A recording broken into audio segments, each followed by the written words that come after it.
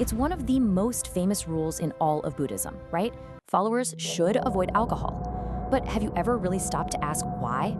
Well, the reason the Buddha gave goes so much deeper than just a simple don't do this. It actually has everything to do with protecting what he considered our most valuable asset.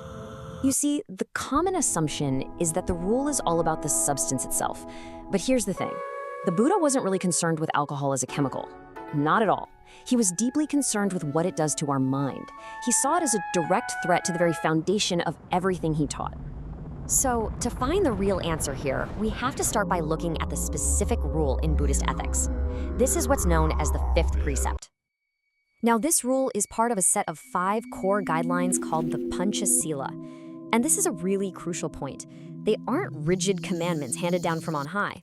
They're called training rules, principles you voluntarily take on to, well, train your own mind and develop your character.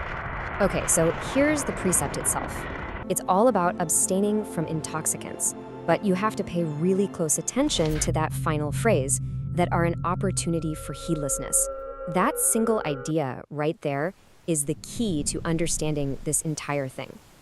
And Buddhist ethics can be incredibly precise. For this precept to be formally broken, it's not enough to just accidentally have a drink. No, 4 specific conditions have to be met. The substance has to be there, you have to intend to drink it, you have to make the effort, and then you actually have to swallow it. This just shows that the focus isn't on accidental slips. It's all about conscious, deliberate action. And that brings us to the absolute core of this whole prohibition. It all boils down to one single, really powerful concept. This is the why behind the entire rule. That concept is pamada. It's a Pali word, and it translates to things like heedlessness or carelessness. Just think of it as a mental fog, a state of unawareness where your judgment gets cloudy and your attention is just scattered all over the place. The entire point of the 5th precept is to guard against this exact state of mind.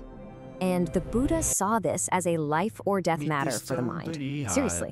He championed the opposite of pamada, which is apamada, heedfulness, or what we'd probably call mindfulness today. This powerful quote from the Dhammapada frames the choice not just as a good or bad habit, but as a state of mental vitality versus, literally, a state of mental death. Okay, so what does this heedlessness actually look like in the real world? For the Buddha, this wasn't just some abstract philosophical idea. Not at all. He laid out very specific, concrete dangers that come from having an intoxicated mind.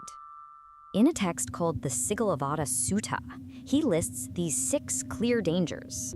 And look at them. They range from financial problems to social ones to your physical health. It's a list that shows this precept wasn't just about achieving some kind of spiritual purity. It was also a really pragmatic guideline for living a stable, successful life. Now, these original texts were written, 2,500 years ago? So that brings up a really common question today.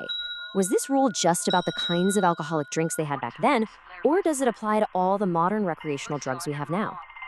Well, if we look at the original language, we find 3 specific terms.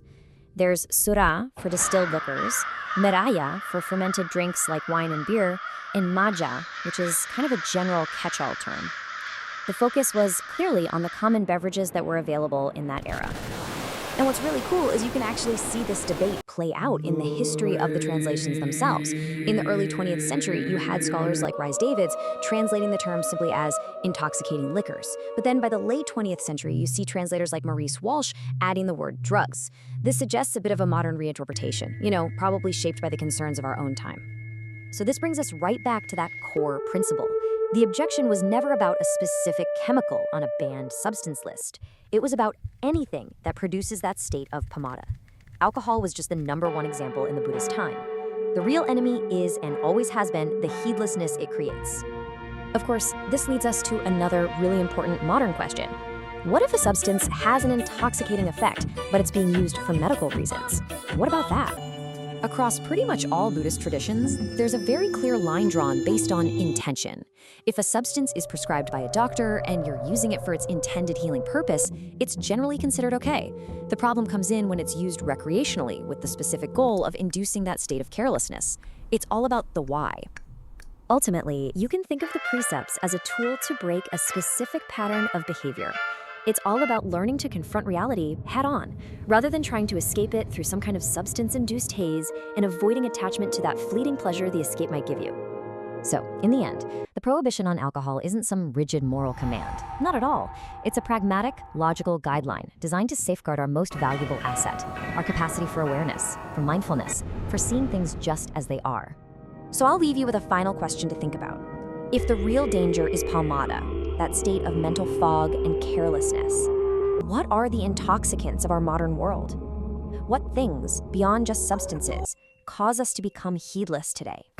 It's a 2,500-year-old question that is maybe more relevant than it's ever been.